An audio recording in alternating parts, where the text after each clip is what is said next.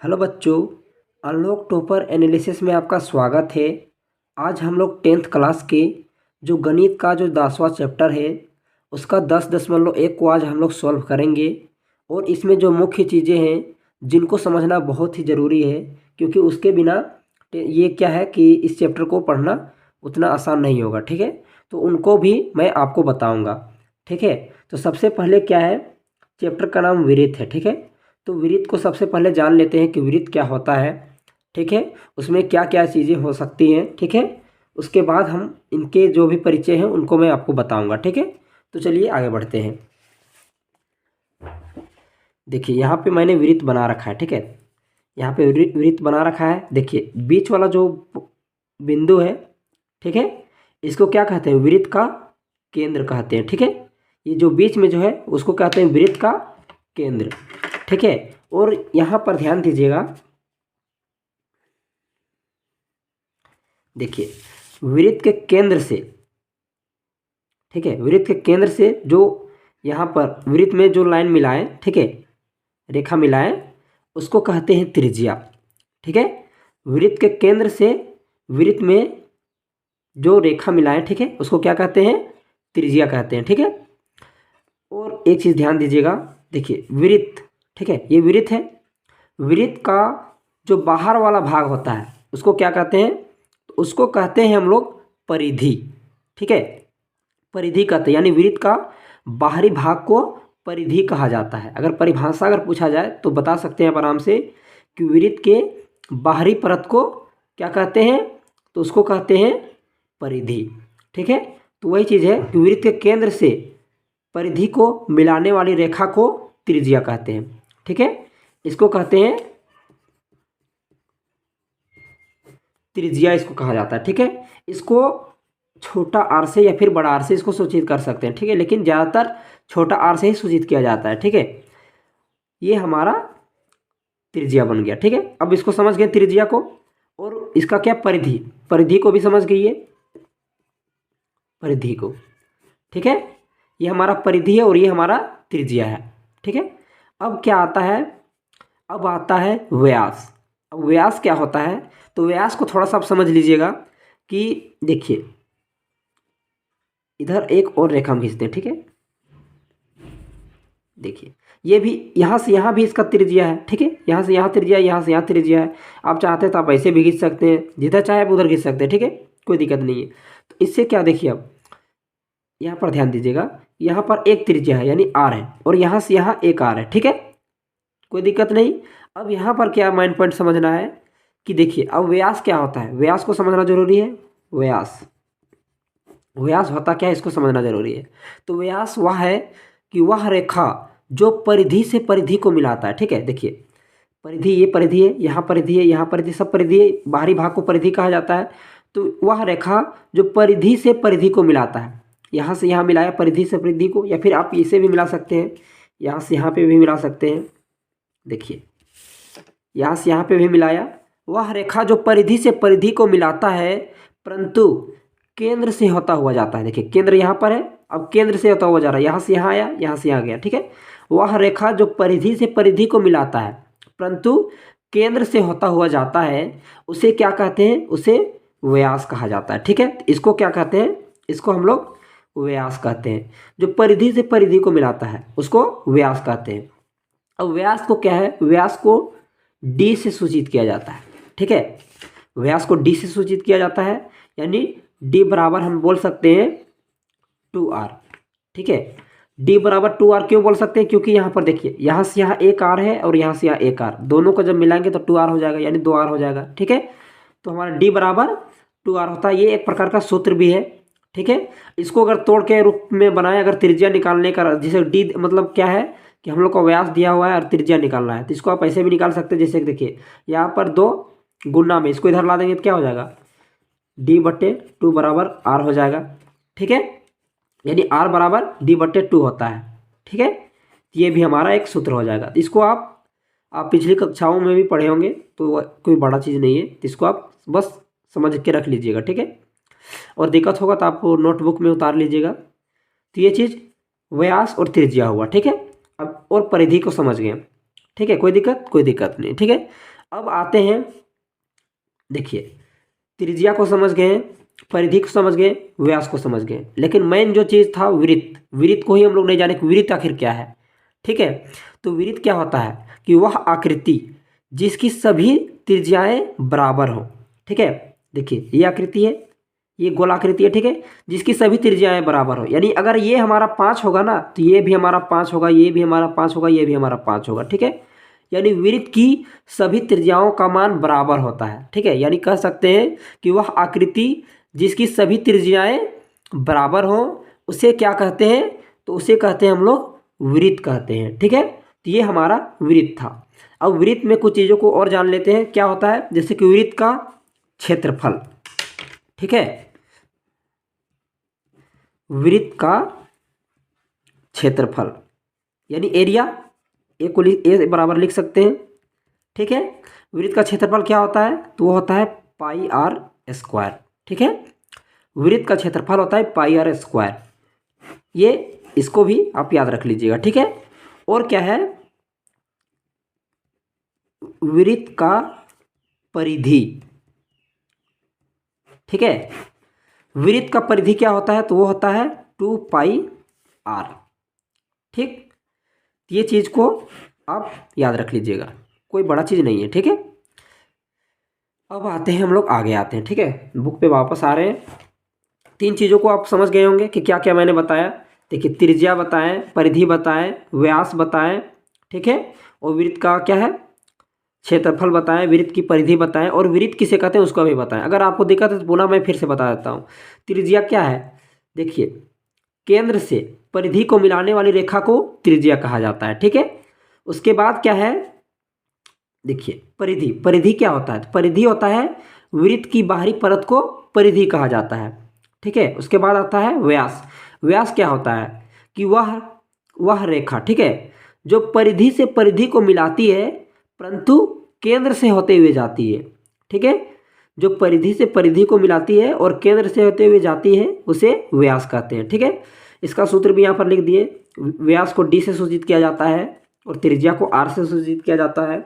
D बराबर 2r होता है, जैसे कि मैंने बताया, यहाँ पर आर है, यहाँ पर आर है, 1 1 2 हो गया, इसीलिए 2r हो गया। ठीक है, और त्रिज्या निकालने के लिए भी बता दिए। ठीक है, और यहाँ पर 2 सूत्र बता दिए। ठीक है, यानी वृत्त का क्षेत्रफल और वृत्त की परिधि बता दिए, ये चीज़ों को बता दिए। अब आते हैं हम लोग आगे आते हैं। ठीक है, आगे जान लेते हैं। अब यहाँ पर ध्यान दीजिए, यहाँ पर देखिए जो काले काले पॉइंट दिए हुए हैं उनको थोड़ा सा समझ लेते हैं। देखिए क्या है, अप्रतिच्छेदी रेखा, प्रतिच्छेदी रेखा, छेदक रेखा, स्पर्श रेखा, इन चीज़ों को थोड़ा जान लेते हैं। यहाँ पर आइए, स्पर्श रेखा के बारे में बात कर रहा है। ठीक है, वो छेदक रेखा।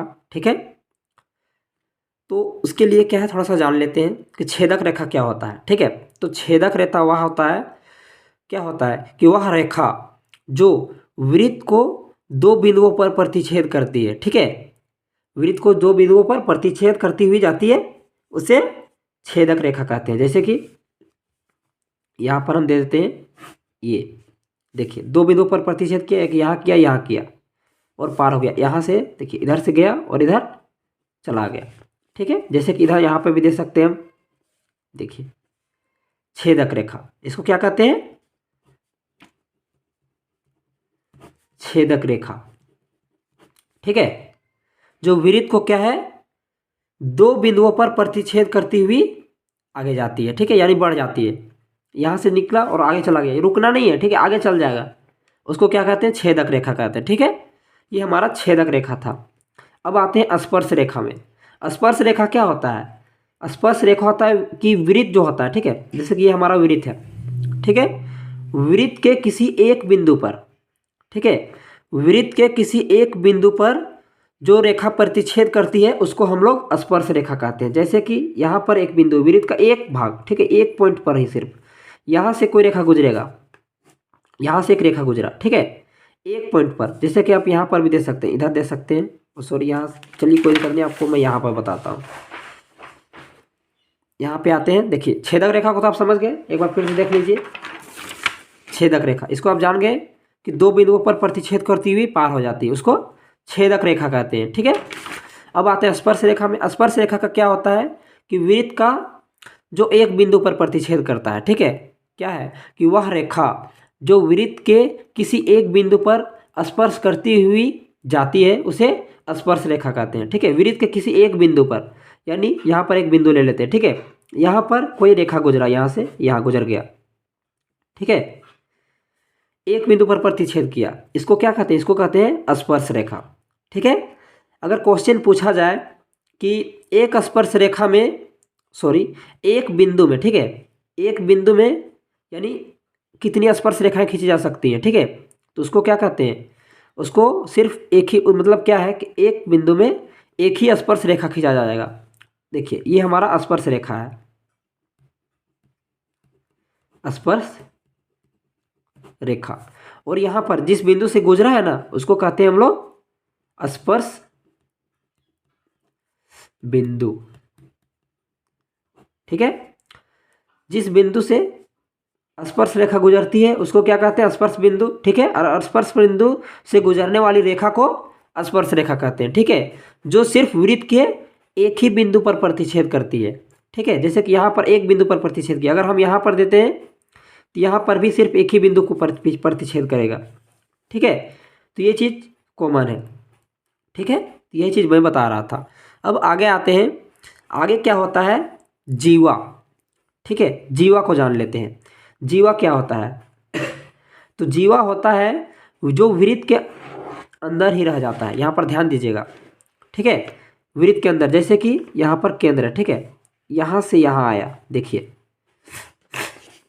क्या है, जीवा क्या होता है, पहले इसको जान लेते हैं कि वह रेखा जो परिधि से परिधि को क्या है, मिला रहा है, ठीक है, जो परिधि से परिधि को मिला रहा है किंतु केंद्र से होता हुआ नहीं जा रहा है, ठीक है, वह रेखा जो परिधि से परिधि को मिला रहा है परंतु केंद्र से होता हुआ नहीं जा रहा है उसको कहते हैं जीवा, ठीक है। यहाँ पर भी समझ सकते हैं, कोई दिक्कत नहीं, यहाँ से देखिए यहाँ मिलाया, देखिए केंद्र से होता हुआ तो गया नहीं, यहाँ से यहाँ गया लेकिन पार भी नहीं हुआ है, याद रखिएगा, आप कंफ्यूज मत होइएगा कि छेदक रेखा और क्या बोलते हैं और व्यास और जीवा में कंफ्यूज मत होइएगा। देखिए क्या होता है, छेदक रेखा क्या होता है कि वो पार हो जाता है, ठीक है, भले वो केंद्र से होता वो नहीं जाता लेकिन इधर से गया और इधर पार हो जाता है, ठीक है, वो छेदक रेखा होता है। और स्पर्श रेखा क्या होता है कि वो सिर्फ वृत्त के किसी एक बिंदु पर प्रतिच्छेद करता है, ठीक है।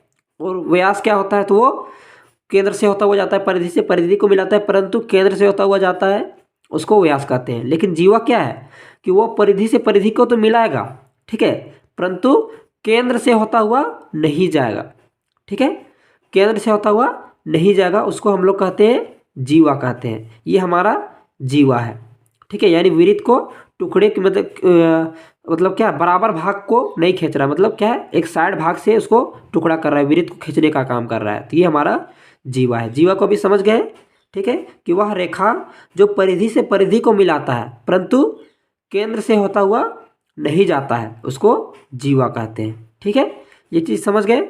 और एक चीज़ जान लेते हैं, क्या है कि वृत्त के एक बिंदु पर क्या होता है, केवल एक ही स्पर्श रेखा खींचा जा सकता है, इसको तो मैंने बता दिया है और फिर से बता दिया, कोई दिक्कत नहीं है, ठीक है। अब आगे आते हैं, ठीक है, अब आगे क्या है वो चीज़ जान लेते हैं।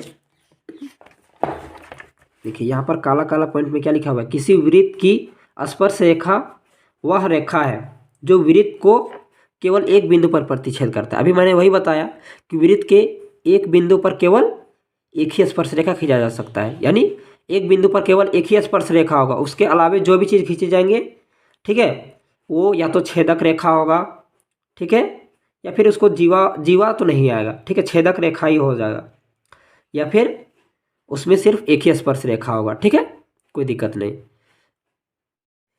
अब आगे बढ़ते हैं, यहाँ पर ध्यान दीजिएगा क्या बोल रहा है, वृत्त के केवल एक बिंदु पर केवल एक ही स्पर्श रेखा हो सकता है, ये चीज़ तो बता दिए। चलिए अब आगे बढ़ते हैं,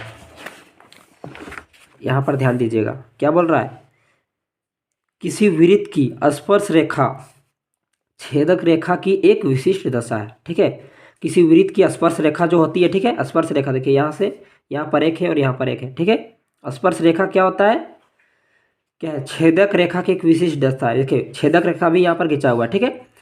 क्या है, जब संगत जीवा के दोनों सिरे संपाती हो, ठीक है। देखिए क्या है कि सभी रेखाएं क्या है, एक दूसरे के जब संपाती हो यानी समांतर हो, ठीक है, यानी जीवा के रूप में ये समांतर जा रहा है ना, तो वही चीज बता रहा है कि किसी वृत्त की स्पर्श रेखा क्या होता है, जीवा जो क्या है, छेदक रेखा की एक विशिष्ट दशा है जब संगत जीवा के दोनों सिरे संपाती हो, ठीक है। ये चीज यहाँ पर देखिए, जब समांतर होंगी सभी रेखाएं तो वही है कि संपाती हो जाएंगी।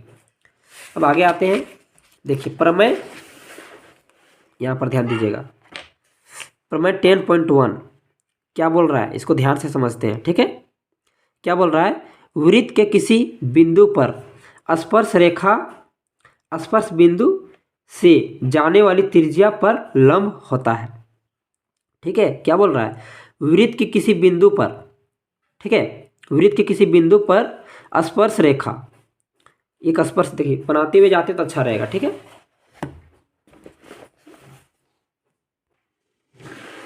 देखिए इसमें क्या है, बोल रहा है कि किसी एक बिंदु से स्पर्श रेखा गुजर रही है, ठीक है। यहाँ पर एक बिंदु है, यहाँ से एक स्पर्श रेखा गुजरा, ठीक है। स्पर्श रेखा गुजरा, उस पर क्या है, उस पर बोल रहा है, देखिए स्पर्श रेखा पर स्पर्श बिंदु पर खींची गई, क्या बोल रहा है, त्रिज्या, यहाँ पर त्रिज्या है, ठीक है। खींची गई त्रिज्या क्या बोल रहा है कि उस वृत्त का क्या होता है, मतलब इस जो स्पर्श रेखा पर क्या होता है कि वो लंब बन जाता है, ये चीज़ बोल रहा है। तो यानी यहाँ पर क्या हो जाएगा, 90 डिग्री का बन जाएगा, ठीक है। अगर हम यहाँ से रचना कर देते हैं, ठीक है, यहाँ से यहाँ रचना कर देते हैं, यानी इसका नाम देते हैं OP, चलिए इसको Q कर देते हैं, ठीक है। तो देखिए यहाँ पर क्या हो रहा है कि देखिए स्पर्श रेखा पर जो यहाँ पर बिंदु था, ठीक है, यानी स्पर्श बिंदु, उस पर खींचा गया त्रिज्या, ठीक है, उस पर खींचा गया त्रिज्या स्पर्श रेखा पर क्या होता है, लंब बन जाता है, ठीक है। स्पर्श रेखा पर लंब बन जाता है यानी 90 डिग्री का एंगल यानी कोण बनाता है, ठीक है। यहाँ से रचना कर करते ये हमारा समकोण त्रिभुज बन जाता है। इधर भी कर सकते हैं, कोई दिक्कत नहीं, इधर से भी कर सकते हैं, कोई दिक्कत नहीं होगा। इसका नाम R दे देते हैं, ठीक है। तो ये हमारा इस प्रकार 10.1 बोल रहा है, ठीक है। अब आते हैं 10.1 में, ठीक है। इसमें क्या है, देखिए पहला क्वेश्चन क्या बोल रहा है, एक वृत्त की कितनी स्पर्श रेखाएं हो सकती हैं, ठीक है।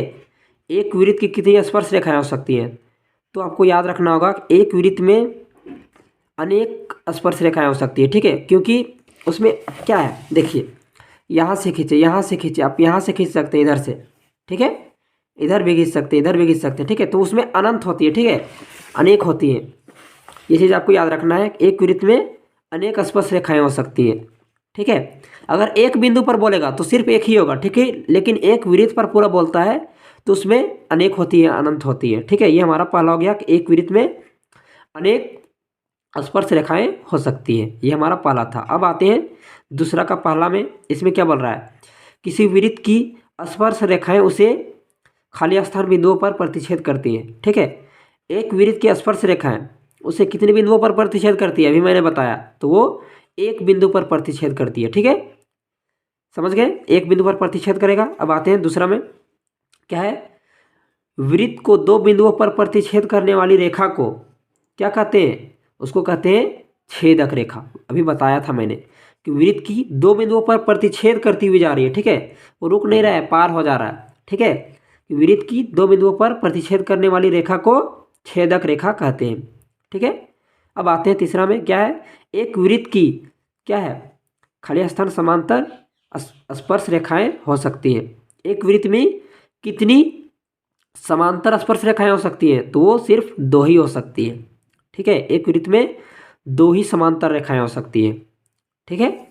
अब अगला है वृत्त तथा उसकी स्पर्श रेखाएं, ठीक है, वृत्त तथा उसकी स्पर्श रेखा में उभयनिष्ठ बिंदु को क्या कहते हैं, ठीक है। क्या बोल रहा है, एक वृत्त, ठीक है, वृत्त तथा उसकी स्पर्श रेखा के उभयनिष्ठ बिंदु को, देखिए स्पर्श रेखा, वृत्त और स्पर्श रेखा के उभयनिष्ठ बिंदु को क्या कहते हैं, तो उसको कहते हैं स्पर्श बिंदु कहते हैं, ठीक है। यानी क्या है, यहाँ पर देखिए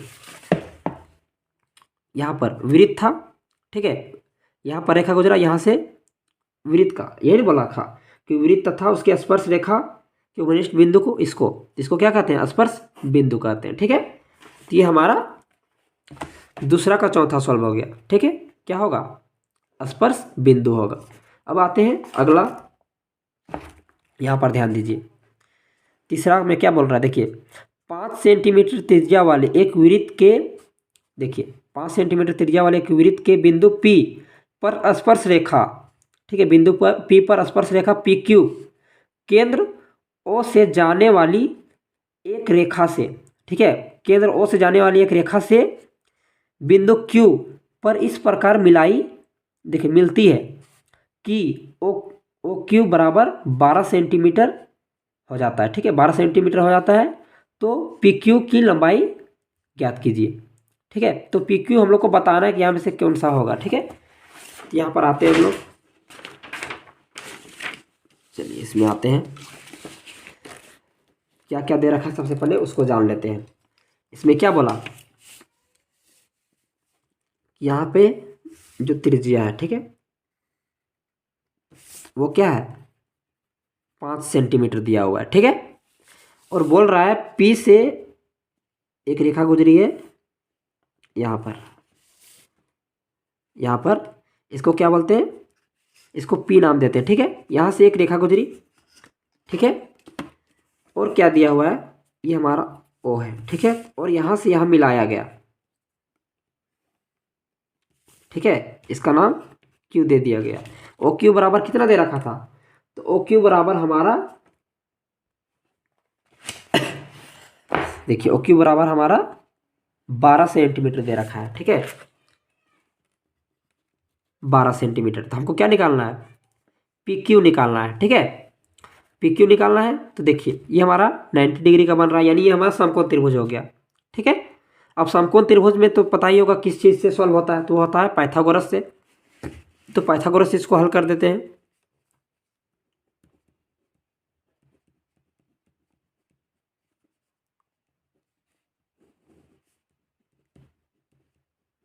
पाइथागोरस प्रमेय से, ठीक है, क्या होता है, कर्ण का वर्ग बराबर लंब का वर्ग प्लस आधार का वर्ग, ठीक है। अब यहाँ पर ध्यान दीजिएगा, कर्ण कौन सा, देखिए ये भुजा कर्ण है, ठीक है। कर्ण दे रखा कितना, 12 का वर्ग बराबर लंब कितना है, 5 का वर्ग प्लस आधार PQ है, PQ का वर्ग, यही चीज़ तो निकालना है, ठीक है। देखिए 12 का वर्ग कितना होता है, 144, 5 का 25 प्लस PQ का वर्ग। अब 25 को इधर ले आएंगे तो क्या हो जाएगा, 144 माइनस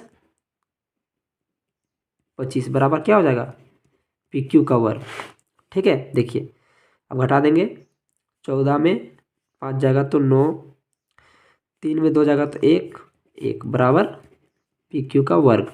अब इधर से वर्ग ले आएंगे इधर तो क्या हो जाएगा, 119 का इधर आ जाएगा तो रूट आ जाएगा PQ, ठीक है। तो ये हमारा हल हो जाएगा, ठीक है। अब यहाँ पर देखिए कौन सा यहाँ पर दिया हुआ है, तो यहाँ पर देखिए D हमारा सही हो जाएगा, ठीक है, ये हमारा सही हो जाएगा। अब आते हैं चौथा में, क्या है, एक वृत्त खींचिए, ठीक है, एक वृत्त बनाने के लिए बोल रहा है, एक वृत्त खींचिए और एक दी गई रेखा के समांतर, ठीक है, एक वृत्त बनाना है, ठीक है, और उसमें एक रेखा दिया हुआ है, ठीक है, एक दी गई रेखा के समांतर 2 ऐसी रेखाएं खींचिए, ठीक है, एक रेखा दिया हुआ रहेगा, उसमें 2 ऐसी समांतर रेखाएं, मतलब 2 ऐसी रेखाएं खींचना है कि उसमें से एक स्पर्श रेखा हो तथा दूसरी छेदक रेखा हो, ठीक है, 2 ऐसी समांतर रेखा खींचना है जिसमें क्या है, एक स्पर्श रेखा हो और एक छेदक रेखा हो, ठीक है। ये हमारा एक वृत्त है, ठीक है, ये हमारा एक वृत्त है। चलिए केंद्र यहाँ पर देते हैं, सॉरी यहाँ पर माफ कीजिएगा, ये केंद्र है, ठीक है। अब क्या है कि यहाँ पर एक रेखा दिया हुआ है, ठीक है, एक रेखा ये हमारा दिया हुआ है, इस पर क्या बोला है कि एक स्पर्श रेखा खींचो, यहाँ से एक स्पर्श रेखा हम लोग खींचते हैं, ठीक है, ये हमारा स्पर्श रेखा है, स्पर्श रेखा, ठीक है। और एक बोला था छेदक रेखा, यहाँ से एक छेदक रेखा है,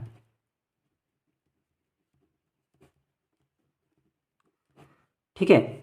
तो ये चीज़ क्या बोल रहा है, ये चीज़ हम लोगों को समांतर दिखाना था। ये तो देखिए ये हमारा इसके समांतर ये और इसके समांतर ये, ठीक है। तो ये हमारा इस प्रकार ये हमारा चौथा सॉल्व हो गया। इसको सिर्फ बनाना है, ठीक है, इसको चित्र बनाकर समझा देना है। देखिए ये हमारा वृत्त था, इसमें एक रेखा दिया हुआ है, ये हमारा दिया है, ठीक है, ये हमारा दिया है। इस पे क्या है, एक स्पर्श रेखा और एक छेदक रेखा खींचना है जो समांतर हो, जो तीनों आपस में समांतर हो, ठीक है। इस प्रकार हम लोगों ने चौथा को बनाया। तो मिलते हैं नेक्स्ट वीडियो पर, तब तक के लिए धन्यवाद, ठीक है।